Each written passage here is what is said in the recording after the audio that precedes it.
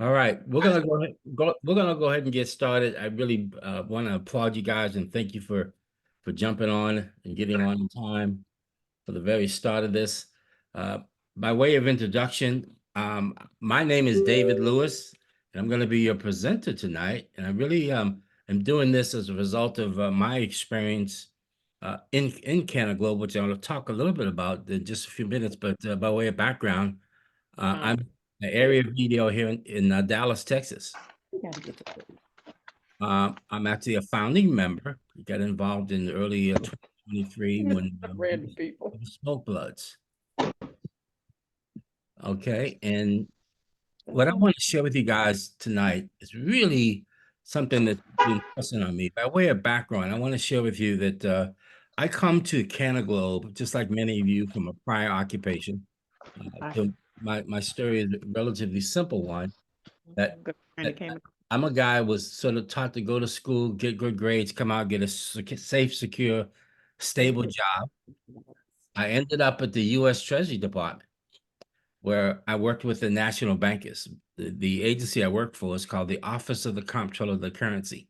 They license, regulate, and charter all national banks. In that role, I got to work with boards of directors and offices of banks across the country. You know, they're principally national banks, which you know are many of the big ones. But there's some things I learned in that process I'm going to share with you, and there's some things I want to about that time of my career that I worked as well. I want to share with you also. But when I got involved with Canaglobe, I was looking. You see, I had taken early retirement from the Treasury Department, and I had a daughter who actually, while I was working, I was able to get through college. She actually ended up graduating from Columbia University, which I'm really proud of and excited for her. But guess what? I've got another little girl, and guess where she wants to go to school? She wants to go to school at Columbia University as well. And so when I thought about the things that I could do to fill that gap. And if you know anything about college education, you know it is no small nugget that you got to ante up every single day. And I'm not going to be able to do that on a retirement income. So I began to look for things that I could get involved in. And my good friend and now business partner, Easy Carter, called me and said, "Hey, take a look at this." Well, I took a look, got excited about what I saw, did the kind of things a bank examiner would do, checking out the company, the background, and all the rest of that. If you ever had a chance to do my video training, I usually go into details about What's her name? research and background Shanda. What was that that? we do. But what I also found out, quite honestly, is that this is a issue that, in fact, has a position and timing that's absolutely unique. But let me just now shift gears if I can and get into what my agenda for tonight is and what I hope to do. We're certainly going to be finished so that you guys have time to get on the 7 o'clock Sunday Zoom call. So I'm going to move through this rather quickly. There's a couple of interactive pieces in here that I want to ask you to be prepared to unmute and interact with me so we can keep this line open, keep interacting. You can actually unmute yourselves. And so by way of start, I want to talk about the introduction of network marketing and what success looks like in network marketing and what are the success principles that we need to bring. See, one of the things I learned working in banking and in finance is that everybody operates from principles. They're the guideposts and the guidelines to sort of keep us and know that we're navigating in the right place. And then the major portion of this presentation tonight, of this discussion I want you to engage in with me, is talking about communication, a communication skill set, a communication skills, our communication system. And then I'll share with you a roadmap, a recruiting roadmap that you have the ability to actually download and use from a link that I'll share with you here tonight. So let me go ahead and get started by talking about what is the key piece of this. You see, like every one of you, I come from another background, another experience. And one of the things I had to realize is that I had to learn new things. And so, what I'm going to share with you is the things I learned since moving into this industry, because of what I truly believe that everyone who actually joins our business needs to learn and they want to be an aspiring worker, they need to learn exactly what to say, exactly how to say it, and the correct order to say it in. when they are prospecting or recruiting for new team members. Now, if I back up and share with you what I think of the key 3 networking skill sets that we need all to need to develop a communication skill set. We need to develop a team building skill set, and then we're going to need a leadership skill set. Tonight, we're only going to do the communication skill set, and hopefully to follow up, we're talking about the skill sets in those other areas. But most of us in the early stage of building our business, and as we continue to grow and our business and our members of our team continue to grow, we'll actually move into those other areas. Now, to start out with, one of the things I had to do and that I want to do with you is what I call a life checkup. When I say life checkup, what I'm talking about is asking yourself the question, how are your results? You know, it's only results that you can take to the bank. And the question you have to ask is, has there been a missing puzzle, a piece of the puzzle?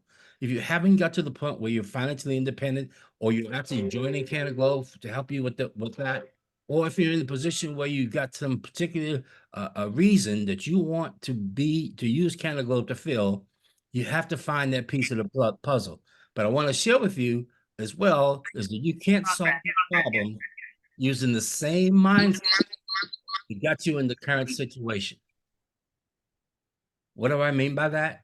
Well, you have to rewrite your agreement with reality on better and different terms. We can't take what we learned in the past necessarily and bring it forward. We often have to learn new things. And that life checkup that we actually have to engage in really becomes a starting point for all of us when we talk about how to be successful in this industry. So the life checkup asks these kind of questions. Do you have all the knowledge and all the information you need to become financially secure and fulfill your why? Or do you need to learn just a little bit more? And do you think your high school education, your college, post-grad training is enough? Or is there more than in fact we need because we moved into a new industry? And so when I think about what in fact we're doing with Canada Glove, I like to think that we in fact can bring forward maybe some of what we learned, but there's a whole lot new stuff that we need to learn, and it starts with this. You know, in working in the banking industry, I met a lot of wealthy people. And quite honestly, if you stopped and asked what they all have in common, I want to ask you this question. And if you'd like to, just go ahead and unmute yourself and throw out an answer or put it in the chat. If I ask you the question, who was responsible for your income, who would you say?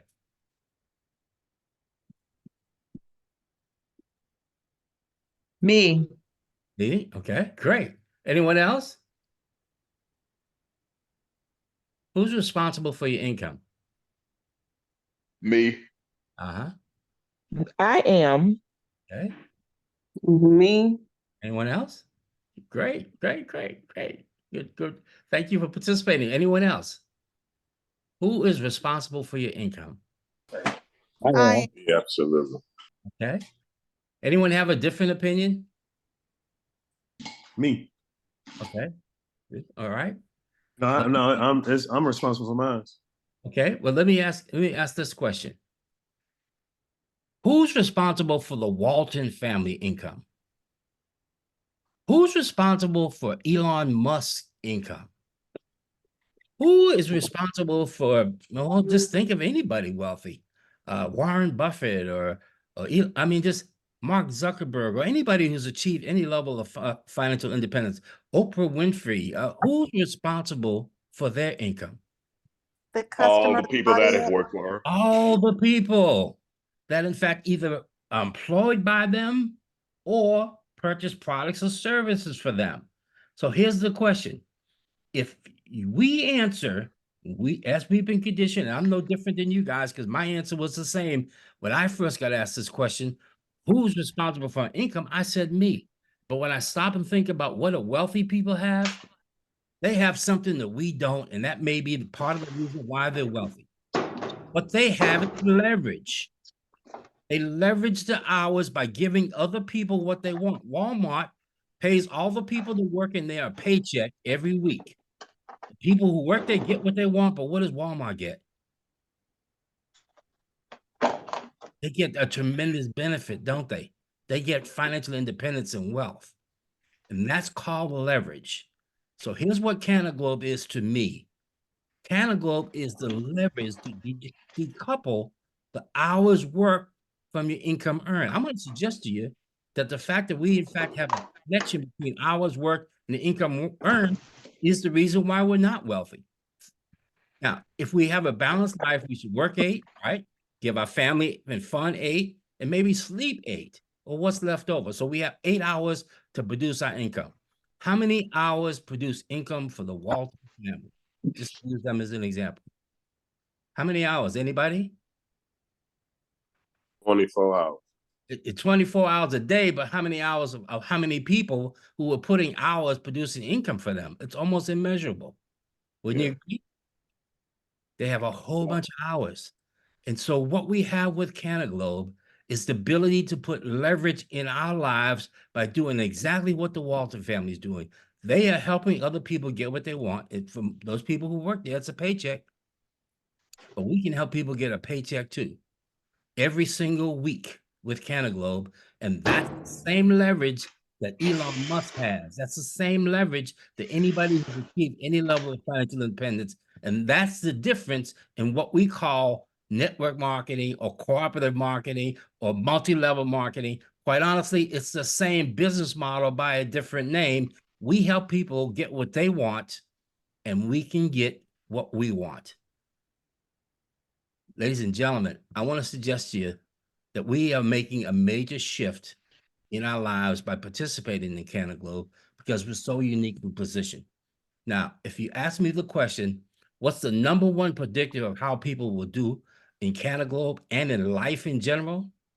Well, I stop and think about all the people that have achieved the top level of any and every industry you can think of. What is it they all have in common? Whether it be Oprah or whether it be Martin Luther King or whether it be you name them, from the president to the Congress people to the lawyers, it's all communication skills. That's what they all have in common. The people who are the leaders of Canaglobe, who are the top income earners at Canaglobe, what do they have in common? They use and are powerful communicators, and they develop communication skills. I believe is the #1 predictor of success. And our focus and our ability to move ourselves into that position, if we want that success, is that we, in fact, need to understand the business that we're in. You see, Canaglobe produces the products, and they need product distribution. That is, building distribution for Canaglobe. I mean, they have the ability to do everything except 2 things. They don't gather customers, and they don't gather customer getters. And that's what it's called distribution. That's what they pay us to do. And so when we think about what it is that we are doing, we're actually building a distribution, global distribution network by our ability to move prospects or people that we come in contact into making a decision. So our role as QVDOs is to master the knowledge, skills, and ability on how human beings make decisions. Because that's really what we're doing, is we're moving people to make a decision to become part of what in fact it is that we're doing and we're offering. And we show them the value. Now there's a couple of people on here I know that have been participated in what Marty Hale has done. And by the way, I think Marty's one of the most fantastic CEOs I've ever been exposed to. And believe me, I've seen a lot. And also at the same time, he is in fact a trainer and a true networker at his heart.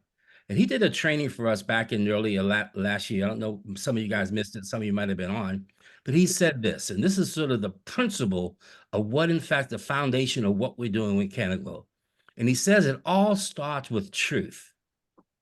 By telling the truth and being a truth teller and being committed to truth in all that we say and do, that builds trust. And when we build relationships built on trust, that because we tell the truth, that grows those relationships into a network.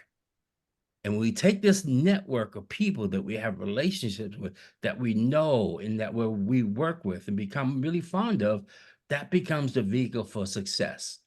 So the principle is we start with truth to use it to build trust.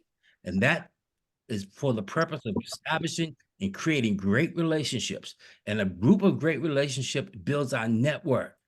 And our network is the foundation of our success. This is Marty Hale's perspective on exactly what we must become to become master prospectors in this business. Now, what business are we in? I like to think of it as we're in the trust business. You see, there's two types of network marketers. There's skilled communicators and there's unskilled communication. When you understand these pieces of the puzzle and begin to put them together, hopefully it brings clarity to what it is that we're doing. But what also you need to understand is this really chart from one of my favorite mentors, a guy by the name of Myron Golden, who I'll share a little bit more about him. But he talks about the levels of values, that exist. And I'm sharing this to just sort of give you the perspective on communication, because we all start with the basic level. When we start working, we usually start using our muscles, and we in the implementation stage, where we're earning anywhere from minimum wage to $80,000 because we're using our muscles to do the work. Now, you guys probably heard, if you've ever been in the hotel, if I ask you the question, who's the hardest working people in the hotel? It's the maid staff, but they also get paid the least because they're using their muscles.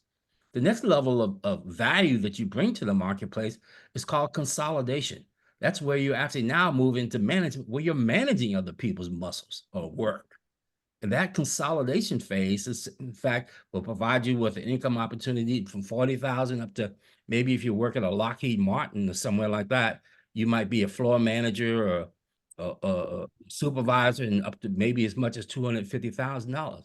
But then comes the next ceiling point, where we're actually moving from those two bottom rungs of the levels of value that people bring in the marketplace to the next highest level, and that is communication, where we're using our mouths and the words that we speak to actually add value to the marketplace. You see, when you stop and think about what we're doing with Canaglow, we are becoming, or need to become, communicators, and the company pays you to do that. What's the potential here? Well, anywhere from $100,000 to $100 million. We've had people in this industry that even within our company who have reached this kind of level. Now, I've never done so. Certainly, my peak month in network marketing was maybe 29,000. But the point being, the better communicator I become, I've now broken the ceiling where I'm no longer using my muscles, I'm using my mind. Well, what's the top level of value that you can bring to the marketplace? Well, that's imagination. Here we're using our mouth, our mind, our money, and we're creating ideas. This is kind of the level that I know Marty works on and he operates on, and we're moving up through that. But you can see that when you join network marketing, you need to be prepared to move up to the next level of communication at a minimum, to move into the opportunities that in fact are ahead of us with this. And of course, there's two things that people have. They're either skilled or they're unskilled at this level. So when I move now into talking about the functions that we must do to be successful in network marketing, well, there's 4 skill sets. The first one is prospecting. It's real simple, finding people to talk to. The second one is recruiting. That's just simply talking to the people that we find. Again, communication. The third one is onboarding. That's enrolling motivated members to become part of our teams, to begin to work with us in actually building this business. And the final one is sponsoring. Here we get involved in becoming a VDO pro, where we train, we support, and we lead our team members to become more functional in what they're doing. Ladies and gentlemen, the key piece of all of this is what I know is what I want to talk about tonight. You said he lose money trying to figure out how to help them. But then I'm like, Please mute. I got it. Thank you. Okay. So what I want to share with you is what I consider an emotional intelligence-based communication skill set called the PS3 system. See, when you think about why network marketers fail and people who join your business, they don't do anything, or they pay, I'd say have guys in my organization who paid $7.99 to get in the business, and then they do nothing. So why do they fail? Number one, they have no communication skills. Number two, they have no communication system, and therefore they have no income producing activities coming into their business. They have made the choice essentially to take the red pill because they just sit on their laurels and do nothing. So what is it that's missing? Well, I believe words are the way to wealth. And we find that certainly in scripture, where in Proverbs 12:14, it says, by the fruit of the lips, people are filled with good things, and the work of their hands brings them rewards. And it also says that the fruit of their mouth, a person's stomach is filled. This is scripture telling us that, in fact, it's about our opening our mouths.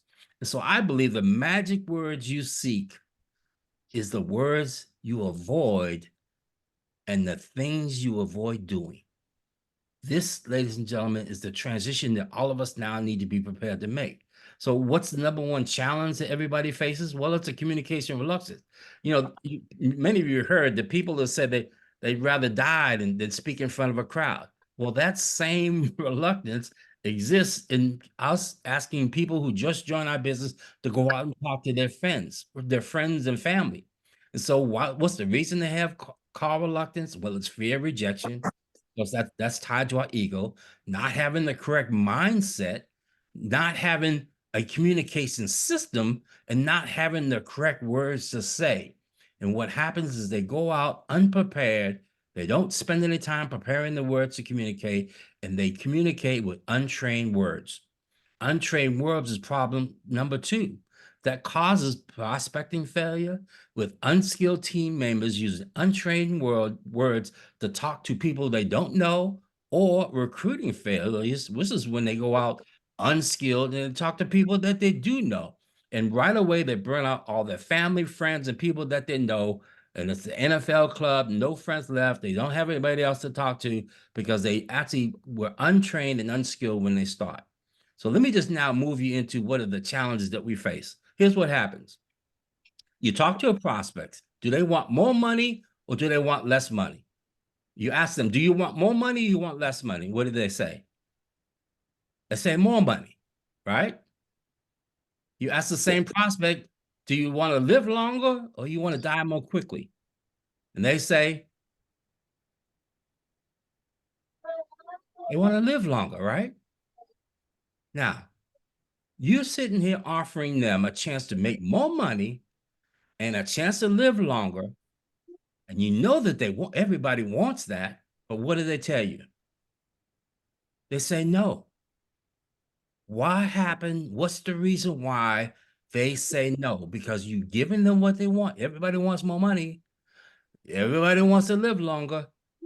So let's review what's going on here. The only variable are the words that you spoke that made a person who's a pre-qualified prospect, because we know they want money. We know they need money. We know they need longer, but yet they're saying no. So I'm going to suggest to you that the recruiting challenge and the prospecting challenge that we face is actually, well, let me give you this example. If I walked up to you and I said, would you be interested in, there's a automatic programming every single one of us has. It's like a salesman alarm or filter that says ding, ding, ding, ding. No is the answer. We don't even have to think about it. Would you be interested in? Nope, not interested. And they tell us to go make a list of 100 people, and you can go 100 people a day.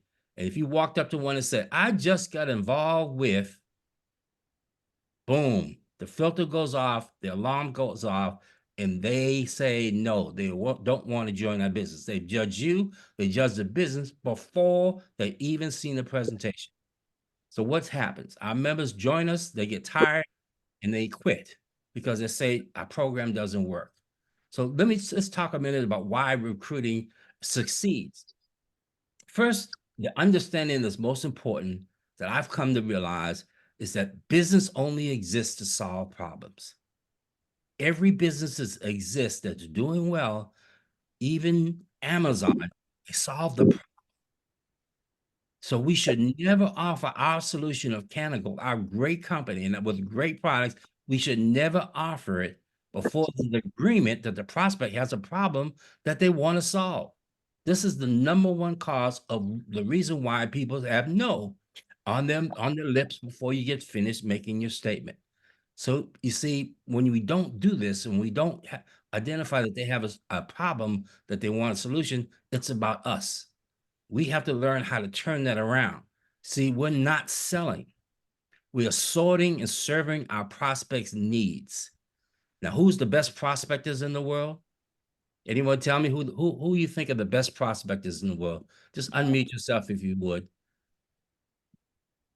If you can unmute yourself, you go ahead and unmute yourself. Who's the best prospectors in the world? Anybody know? Fast food. Fast food? Yes, that's a good one. Who's another? Elon Musk. That's a good one too. Yeah. Just the absolute opposite. Dig this. The best prospectors in the world are the woman or the man standing on the corner with the sign that says, "We'll work for food." What are they doing? There might be 100 cars go by, and they're going to hold their hand out or hat out or the sign out. And do they get frustrated by the fact that somebody tells them no or doesn't? No. So car number 2 gives them $1. Car number 10 gives them $1. At the end of the day, if it continues at that ratio, if they end up with $100, or it might be car number 5 gives them $5, car number 15, 20, 25. And at the end of the day, they end up, all they're doing is sorting, and they're saying, God bless you after every single one. And it may be car 99 is the one who gives them $100 and they made their money for the day. Ladies and gentlemen, we're not selling, we're sorting to find people that this is the right thing at the right time for them to get happily involved in. And when we help our people understand that mindset, we help them understand and get over the fear of rejection that causes the major problems. Now, I want to ask you to participate with me in a really a powerful quiz that will hopefully drive home the key points that you need to take forward from here. And this is a quiz that actually can just hypothetically save your life. Your life depends on getting these steps correct. We're going skydiving, and I want you to give me the order of the things that you need to do. You can write them down. Write down the first letter O, P, J, and G for get in the plane, and put a 1, 2, 3, 4 in the order that you think they should happen. While you're doing that, I want to tell you the military has what's called standard operating procedures. I have a friend who worked in the as a bomb technician, and he actually had to learn how to disarm bombs.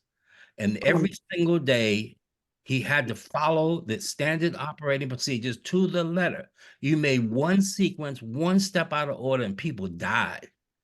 So that standard operating procedure is what, in fact, we need to get our stuff in order as well. So who wants to go first? What's the first thing that you should do if you're going skydiving? Anyone? Put on a parachute.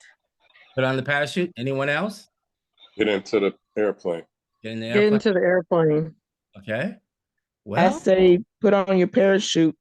okay. I already gave it away. You're absolutely right. Getting in the plane is number 2. Why?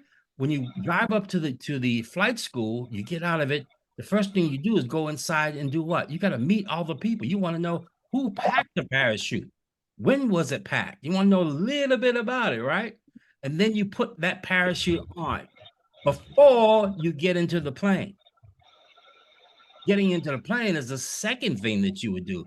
Who can tell me what the third thing is? Jump out of the plane. Jump out of the plane. What happens if you open the parachute before you jump out the plane? You screwed. Yes. It can't open for one up fully. It's a disaster. You may harm yourself and others. Exactly. And so the last step is to open the parachute. So we put on the parachute, we get in the plane, we jump out of the plane, and then we open the parachute. That's the correct order of procedures. Now, let me ask you to answer this question. In network marketing life, there are 4 principal events that have to happen. There's a presentation, there's a close, a decision, there's a discovery, and then there's getting in rapport. What's the number 1 thing that you should do first? Rapport. Build rapport. Rapport. Okay. Anyone else? Discovery. Discovery. Actually, number one, you're absolutely right. It's getting in rapport. People do business with people that they know, like, and trust. So if I was coming out of a restaurant and I said, I'm tired of this 2024 Mercedes SL 500, it's an $109,000 car. I'm gonna sell it real cheap. You got 9 grand. What's your question to me? You can I have it don't know off you. 9 grand. Do you trust me? Nope. Nope. What's the other question that you asked? What's wrong with it, right? Right. There we go. So in getting in rapport is like thinking about somebody that you know versus someone you don't know that you want to do business with. Getting in rapport is the first step. What's the second step? Discovery. Anyone else? Discovery. Presentation. Okay. Yep. Anyone else? Presentation. Okay. Discovery. Some discovery. Okay. Discovery is right. Discovery is finding out what is the problem that they have that they want a solution.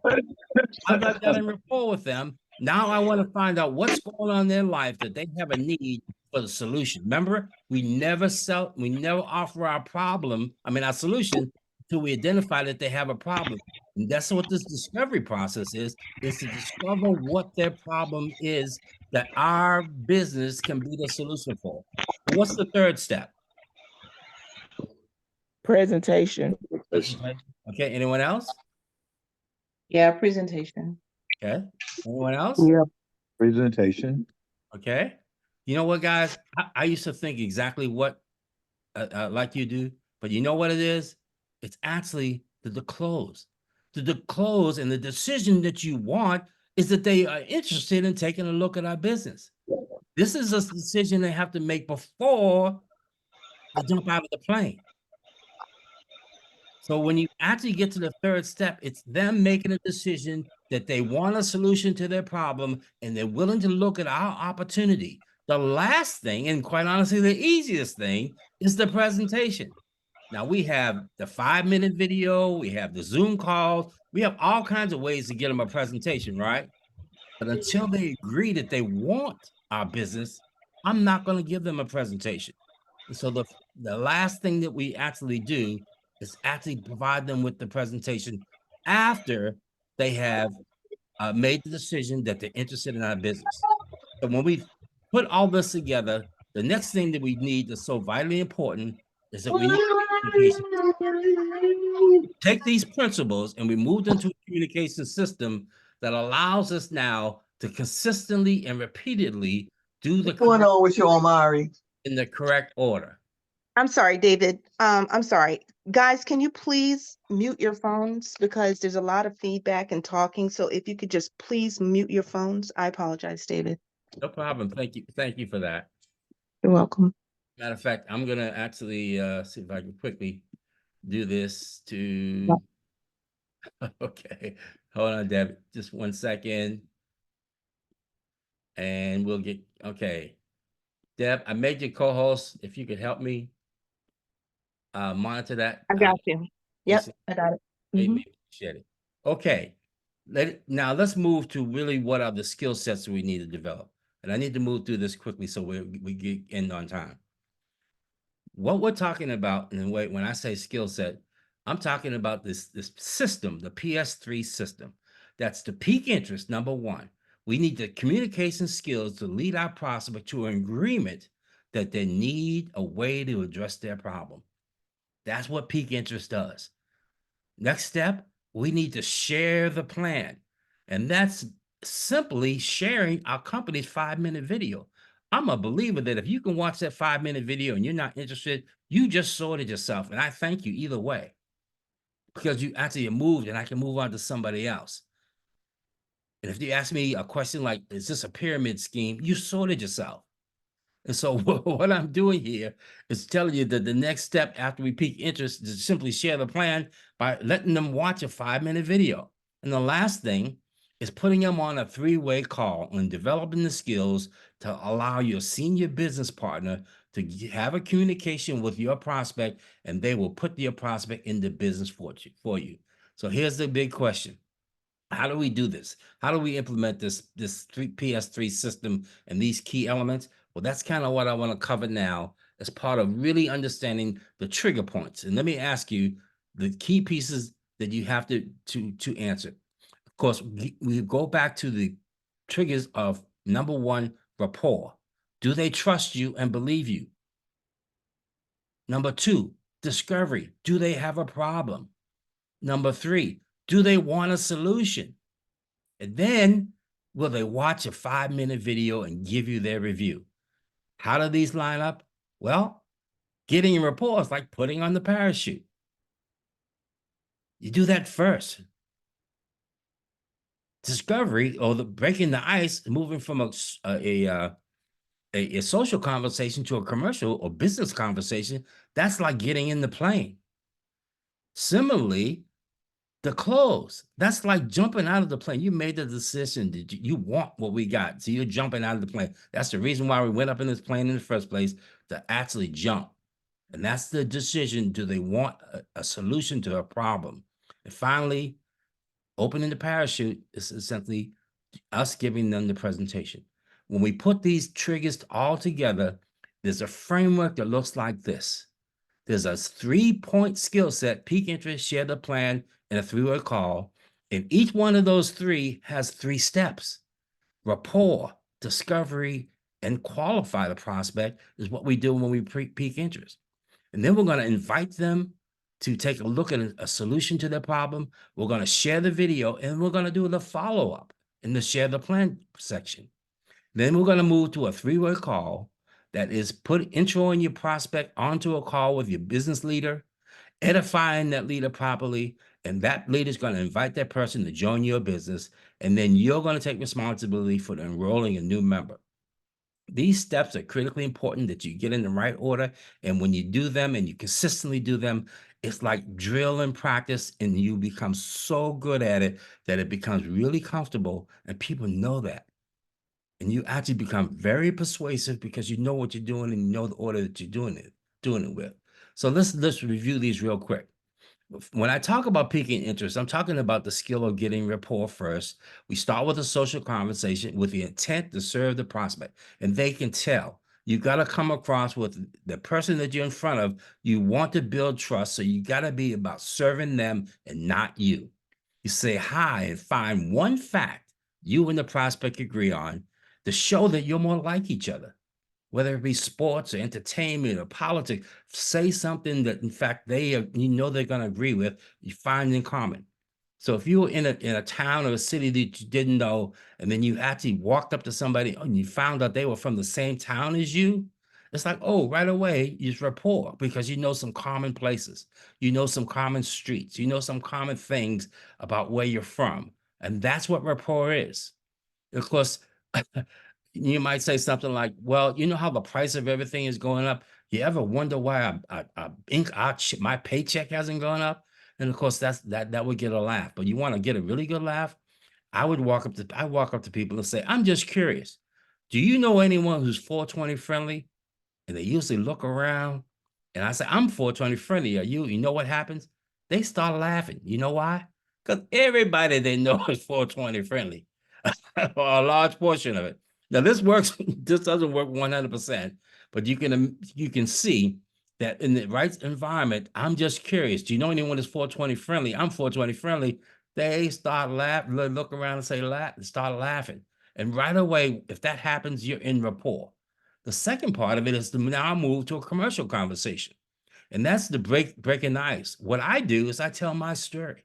And you heard me tell at the very beginning, I've got a daughter that I need to pay for build a college fund for, who wants to go to Columbia University. And I was open, and I was looking for something to help me find a way to fill that. And you invite them to tell their story. By you modeling that behavior, they will tell their story. And they're going to tell you what problems they have. And you're going to do this full discovery to learn with tactical empathy and mirroring. Mirroring is essentially repeating what they say back. Say the last 3 words, whatever they say is a problem. You just repeat that. And you listen carefully, listen for the last 3 words to say, and repeat them. And that's mirroring. And of course, that means you're a good listener. the next thing that happens is really powerful. And I learned this subject from a guy who was an FBI hostage negotiator. And I'm going to give you his book out there. It's called Never Split the Difference. He was the number one FBI hostage negotiator. And he says he never uses yes questions. You know, we've all been taught to use yes questions or get a series of yes questions. He says, no, that's a mistake because people have yes decision fatigue and they have anxiety and fear over saying yes because they feel like they're committing themselves. What if you could ask a question that has a no answer, helps people feel comfortable and clarity, but the question means yes. If I were to say to you, is it a ridiculous idea to ask you to watch a 5-minute video? The answer is what? No, it's not a ridiculous idea, but what does it mean? It means yes. Or are you against watching a 5-minute video? Or the favorite one, if you actually call somebody on the phone, simply asking them, now is now a bad time to talk. What does that happen? What does that do? That actually freezes the mind because now they have to think about, well, when is a good time? Let me have to give them an answer. So if it's not a bad time, they're going to give you a time that is good. And the last one is the qualify. And this is really important in the peak interest side. Qualifying your prospect is so vitally important. And you do that by asking qualifying questions or labels, he calls it, that helps your prospect make a decision. So when they tell you what the problem is, you can say something like, it seems like you would need some additional income in your life, or it looks like you want a way to pay for that daycare, or it sounds like, or it feels like whatever their problem is. And you ask, would it be wrong to think that you might be interested in a way to do something about your problem? Again, a negative, a no question that in fact means yes. And now you've in fact moved the person to be qualified, to be interested. They're going to ask you for the presentation. Why is this so important? This is important because when you walk up to somebody and you ask them about opening a business or wanting to get in business, nobody's ever asked them if they want a job. Nobody in the street ever came up to them. And of course, we all have been conditioned with the job mentality, and our experience has been working at a job. So why do you think they would be open if we walked up and say, are you interested in the business? No, we have to make them qualify for it. And we actually do that by helping them understand that it's something that they, in fact, can have as a solution to their problems. And you say this by saying, I just found out how I get an extra paycheck every week. Now, work with me real quick. What's skill number one? Who can tell me? Rapport, right? You got it? To build relationship. You guys still muted? No, we can answer. Okay. So skill 2 would be discovery. That's right. Good one. You must. Very good. What's skill 3? Close. Qualify. We want agreement that they want a solution. We got to get them to the point, they agreement that they want a solution. And you notice I've not mentioned anything about our business up to this point. So now we've done this peak interest part. Now we're going to move to the next section where we talk about sharing the plan. Of course, this is simply inviting them to take a look at our solution. And then we actually make the offer. That's the offer to share a video. If they give us their contact information and they agree to follow up and give us their review of the 5-minute video that we're going to share. This is for someone you know or someone you don't know. You just make sure you got that information to do a follow-up with them.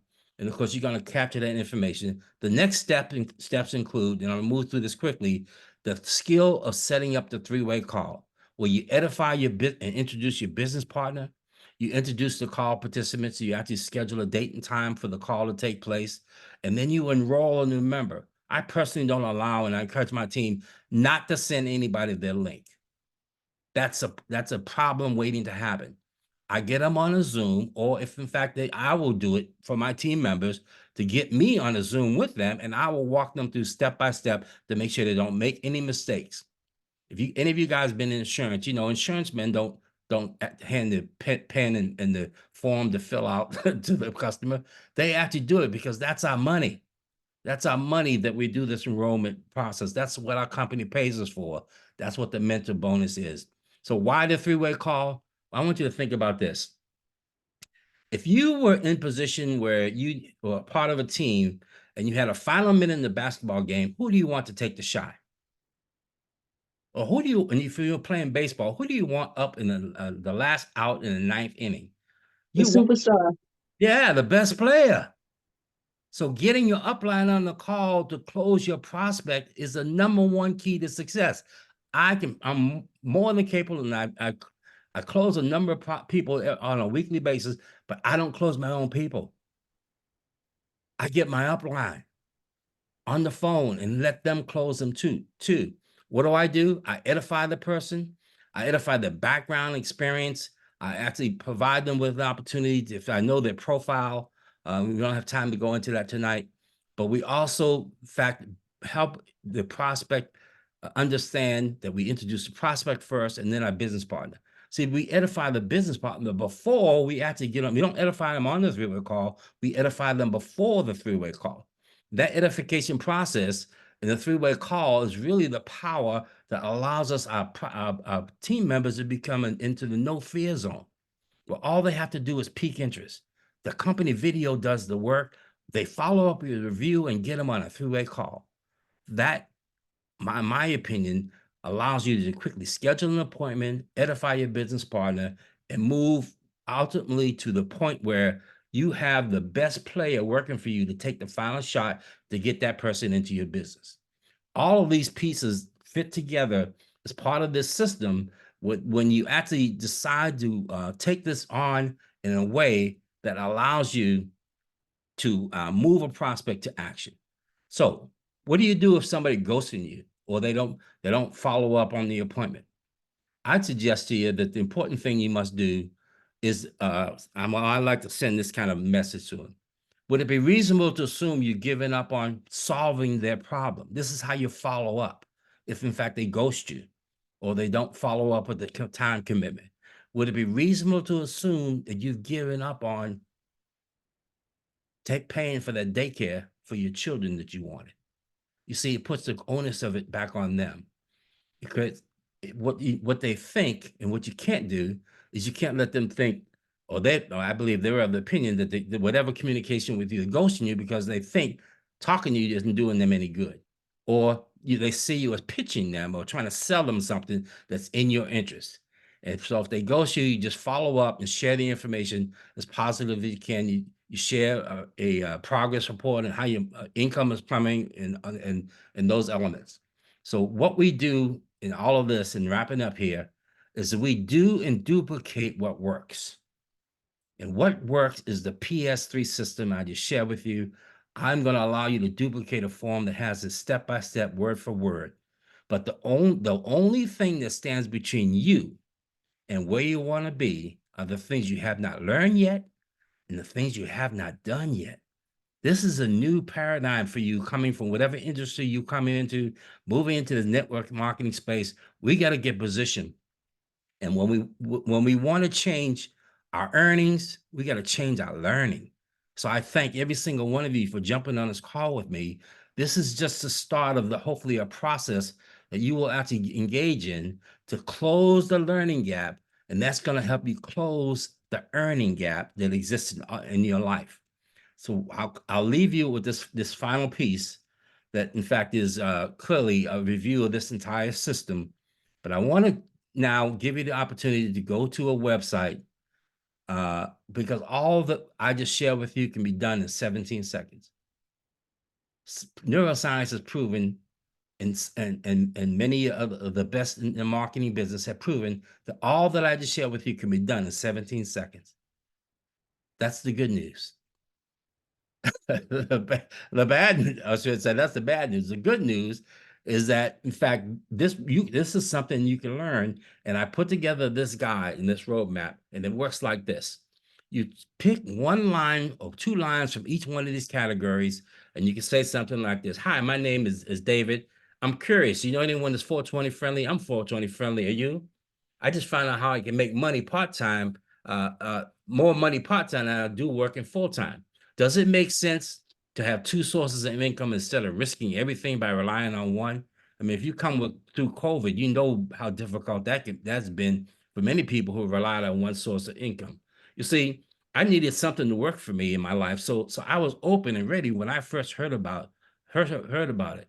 I have a daughter that I want to pay for a college education for, and I know for a fact that I need another way to do it.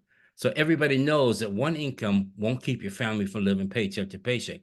Would it be okay if you make more income part-time than you do working full-time right now? Would it be okay if you made more money part-time working from home than your husband does full-time? See, everybody says that relying on one source of income will put your family at risk.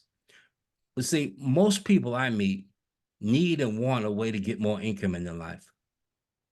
How about you? Would I be wrong to believe that you would like to do something about that daycare expense problem that you have? Everybody says that they prefer to ship in click and order rather than ship and order, right? Well, I just found out a way to own an online dispensary using the Amazon business model with no storefront, no license, no hassles, and you can get started at an amazingly inexpensive price. See, I have a great video that explains everything. A way to own your first ever online dispensary. It's a 5-minute video. Would it be ridiculous to ask you to watch a 5-minute video? Would it be ridiculous to ask you to jump on an evening Zoom at 7 o'clock Eastern? I mean, it's 8 o'clock Eastern, 7 o'clock Central. You see, if they say no or they're not interested in whatever, I usually close this section out with the invite. They say no to the invite. Well, I found out there are two types of people in the world: those who stay broke, doing what they learned in the past, and those who learn to do something new to get a way to get more money in their life. If they say yes, I ask them for their contact info. And of course, I'm going to send you the video. Would you be against giving me your review of the video after you watch it? Are you, of course, are you opposed to jumping on the Zoom call?